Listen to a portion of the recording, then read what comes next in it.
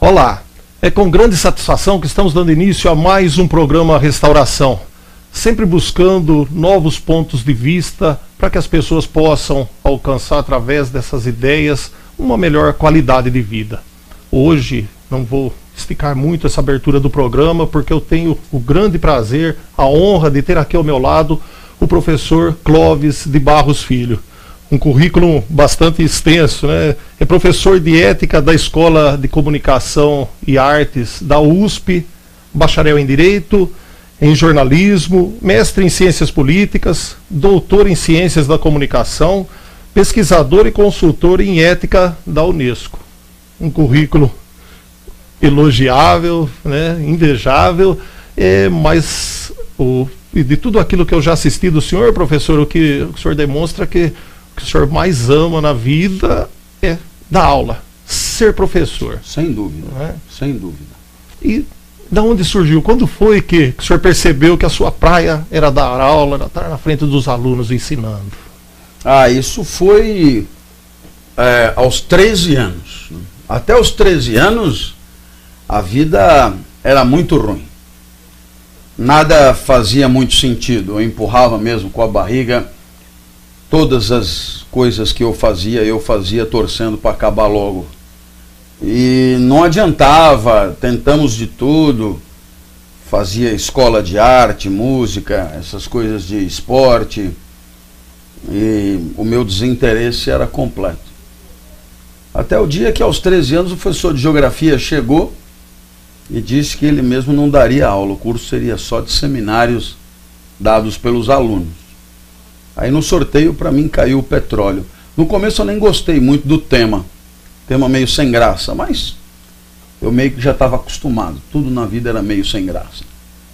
Aí eu fui para casa estudar, eu era um CDF ortodoxo, hoje parece que chama de nerd, né? Nerd. Tirava 10 em tudo, mas não vibrava com nada. Né?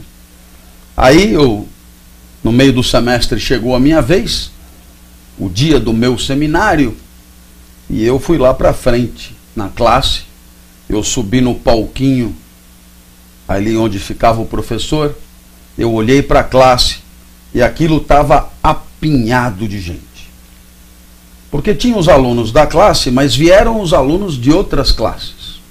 Eu tinha fama de doido e isso ajudava a atrair as pessoas. Atraiu as pessoas para vir assistir o seu seminário. Até os outros professores deixaram, né, e vieram junto também.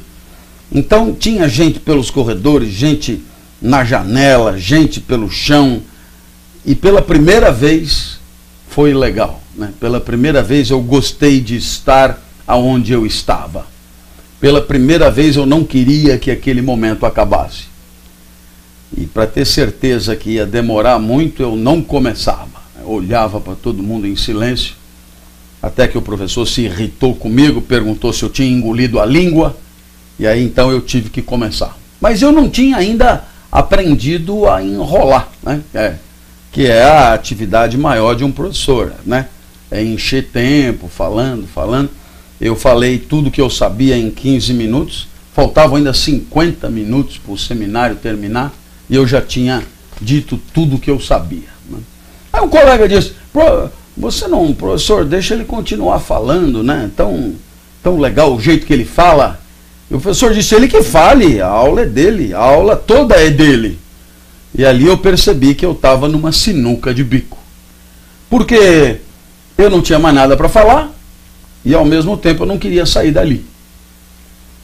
E foi aí que foi preciso tomar uma decisão. E a minha decisão foi inventar sobre o petróleo. Quando eu decidi inventar, eu lembrei do meu pai. O meu pai era uma figura interessantíssima. O meu pai nunca passou na porta de uma faculdade. O meu pai não pôde, né? Mas o meu pai dizia coisas que depois, estudando filosofia, eu encontrei quase com as mesmas palavras nos filósofos mais sofisticados. Certamente o telespectador já deve ter ouvido falar de um filósofo que está muito na moda, ele era do século XIX, chamado Nietzsche. E Nietzsche, ele escreveu um livro muito complicado intitulado Assim Falava Zaratustra. Pois nesse livro tem uma fala que meu pai dizia igual, né? O filósofo diz assim: demore o tempo que for para perceber o que você quer da vida. E meu pai falava: não tenha pressa na hora de viver. O filósofo dizia: percebendo o que quer da vida, não recue ante nenhum pretexto. E o meu pai dizia: para trás nem para pegar impulso. Pois o filósofo dizia: percebendo o que quer da vida, não recue, porque o mundo está cheio de gente querendo te dissuadir. E o meu pai dizia: não recue, porque o mundo está cheio de gente querendo te fuder, o que é a mesma coisa. E depois sempre o meu pai ainda completava com carinho, sempre para mim, seu bosta, né? Era como ele me tratava. E assim eu resolvi inventar sobre o petróleo. Ali não tinha mais volta. Então eu disse: olha, até aqui eu falei o que está no livro, vocês podem ler, não tem dificuldade nenhuma. O seminário, na verdade, começa agora. Porque agora eu vou falar o que não está no livro. Eu olhei para trás, vi que o professor arriou os óculos, intrigadíssimo. Eu tive medo, mas eu lembrei logo do meu pai, seu bosta. Aí não tinha mais volta. Então eu disse: olha, não adianta nada ter petróleo no seu território se o petróleo não presta. Tem petróleo que não energiza nada, tem petróleo horrível, tem petróleo de boa qualidade. O petróleo não tem a mesma qualidade em qualquer lugar do mundo. Da onde eu tirei isso, não me pergunte. Mas, dando palestra na Petrobras, os técnicos me garantiram que a intuição era perfeita. O petróleo tem mesmo qualidade muito diferente. Eu já sabia, aos 13 anos, já tinha chutado bem. Aí eu disse: todo mundo sabe que o melhor petróleo do mundo é o petróleo da Romênia. Da onde eu tirei isso, também não me pergunte. Começará a anotar, dada a minha confiança. Então eu expliquei: do norte da Romênia, região da Moldávia, que eu tirei das aventuras de Tintin, né? Eu olhei para trás e vi que o professor balançava, ele devia estar pensando: pô, eu não sei nada disso, o cara não pode estar zoando com a minha cara, não sei nem onde fica a Moldávia. Eu vi que ele estava incomodado, eu vi que era hora de eu me aproveitar dessa fragilidade. Eu disse: o senhor sabia disso? Ele ficou muito assustado com a minha pergunta, ele teve medo de outras perguntas. Ele falou: não sabia. Eu falei: então anote para aprender alguma coisa. Nossa, na hora que eu mandei ele anotar as coisas que eu estava inventando, ele não reagiu. Eu disse: esse lugar é simplesmente o meu lugar. E foi aí que eu descobri que eu queria ser professor. De lá para cá, eu nunca mais mudei de ideia. Com o apoio da família, ou a família não queria que o senhor se tornasse professor? Ah, não, sem o apoio da família. Os meus pais achavam que a profissão de professor é uma profissão completamente ilegítima, sem prestígio, sem remuneração econômica, sem nada, uma profissão rejeitada pela sociedade, uma profissão indigente, realmente o último vagão do trem, né? E o que meu pai dizia era absolutamente verdadeiro. Eu diria que desde o tempo que eu decidi ser professor para agora, a profissão de professor só piorou, né? Os salários hoje são menores do que já foram em qualquer tempo. O apoio social à causa do professor é insignificante. O professor, quando faz greve reivindicando justos salários, a mídia e a sociedade reclama que ele está atravancando o trânsito. Então, definitivamente, não houve nenhum apoio para que eu viesse a ser professor. Mas, professor, não existe um respaldo financeiro em cima da profissão, isso nós sabemos, tanto que os jornais dizem, mas focado no intuito desse nosso programa e aquilo que a gente quer levar para as pessoas que estão assistindo, que buscam ver nesse programa uma luz no fim do túnel. Mas isso lhe traz satisfação. Ser professor, mesmo com esses tropeços, a gente demonstra que é algo que lhe traz felicidade, lhe traz alegria. Ah, não. Acho até que você foi cauteloso. Ser professor é condição da minha vida. Eu não sei fazer outra coisa. Ser professor é o que existe de melhor na minha vida. Se eu tiver que dizer uma coisa boa da minha vida, é o meu trabalho. Então eu tenho pela minha profissão um apreço infinito. O fato da sociedade não aplaudir, em outras sociedades o professor é quase um deus. Você sabe que no Japão, a mesma reverência que os japoneses fazem ao imperador, eles só fazem diante do professor. Na Coreia do Sul, o país sofreu uma revolução em pouquíssimo tempo, em 3 décadas. A Coreia do Sul deixou de ser um país pobre para ser um país de primeiro mundo. E a revolução foi feita exclusivamente através da educação. O professor na Coreia do Sul, ele é uma vedete. O professor na Coreia do Sul é capa de revista. O professor na Coreia do Sul é reconhecido na rua, ele é aplaudido por onde ele passa. Claro, os de maior destaque, né? Então aí é que você percebe o quanto na nossa sociedade o professor ele é completamente desvalorizado. Mas no meu caso, essa é a grande coisa da minha vida. Ter descoberto que queria ser professor. Professor, assim, eu digo para as pessoas que buscam ajuda na nossa instituição, na comunidade, depois que passam alguns dias, que a droga que eles usavam e que fez com que eles nos procurassem é simplesmente um detalhe da sua vida, né, pelo qual ele buscou ser feliz. E que a busca da felicidade é algo universal, que está em todas as pessoas. Alguns erram nesse caminho.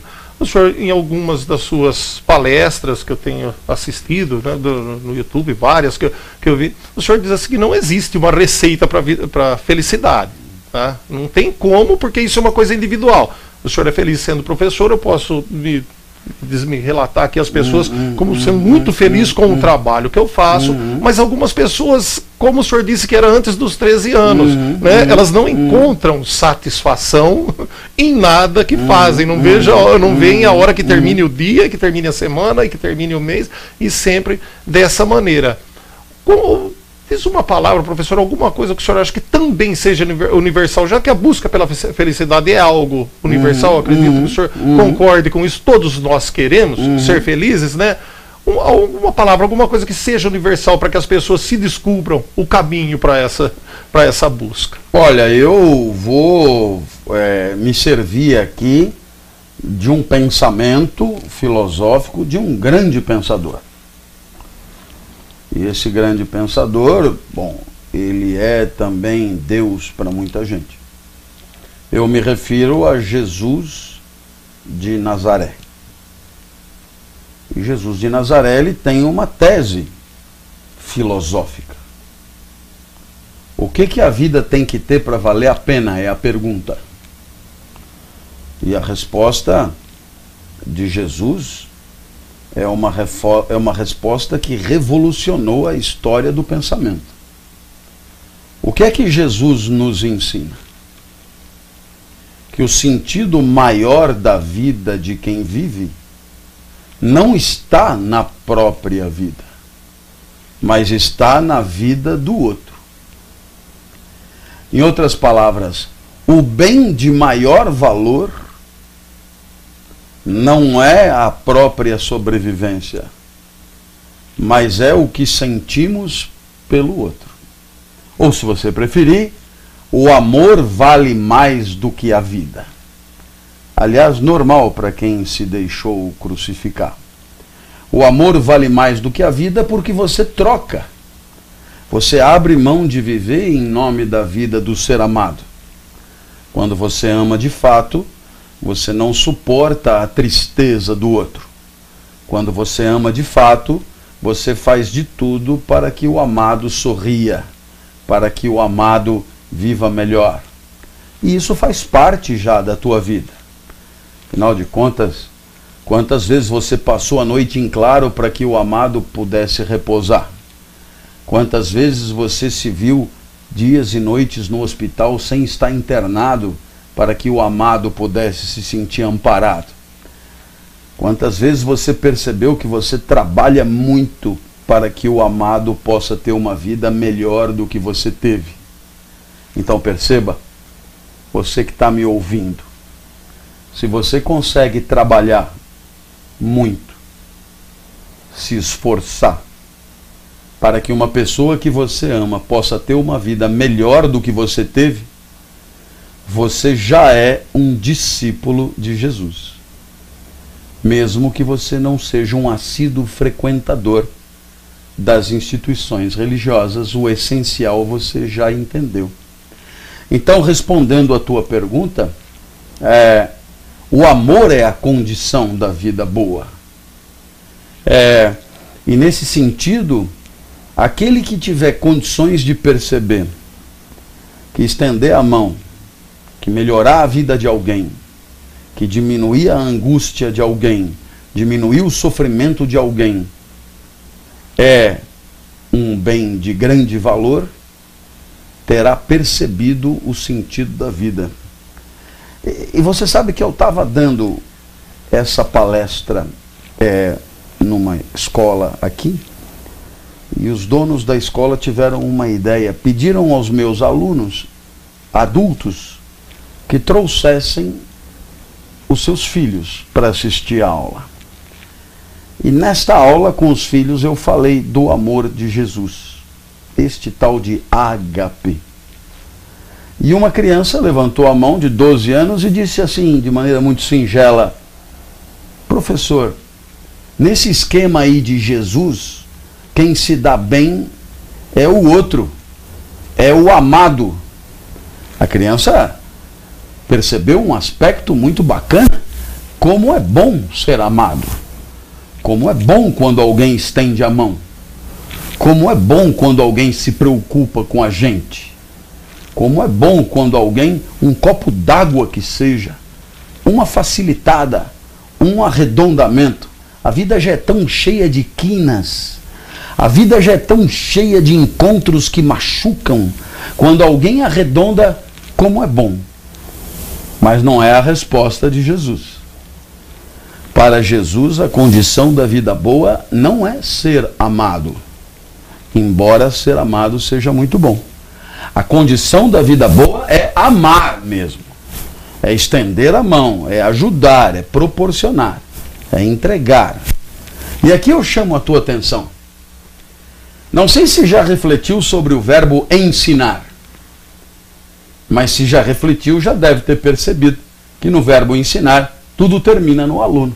É o aluno que aproveita, é o aluno que se capacita, é o aluno que se forma, é o aluno que se prepara para a vida, é o aluno que desfruta da aula, é o aluno que sorri, é o aluno que te vê como modelo, é o aluno que te toma como pai, como irmão mais velho, etc. Então tudo é para o aluno, tudo é para o aluno, tudo é pelo aluno, tudo, portanto, termina no aluno. Então esse é um exemplo maior de uma vida regida pelo amor de Jesus, porque afinal de contas, quando você faz tudo pelo outro e você de fato não tem nenhuma compensação para isso, fica evidente que você entendeu que a vida dedicada ao outro é condição de uma vida boa. E aí é a promessa do pensamento de Jesus. Se você consegue viver pensando para além do seu prazer, para além da sua glória, para além do seu dinheiro, para além, enfim, do seu ganho, para além da sua vantagem, em proporcionar a alguém alguma coisa de melhor, você se sentirá bem. Você será feliz. Essa é uma aposta do pensamento de Jesus, que eu considero uma das mais lindas ideias da história do pensamento, independentemente da religião de quem estiver nos ouvindo. Professor, nós vamos para um breve intervalo e voltamos já com o nosso programa. Maravilha.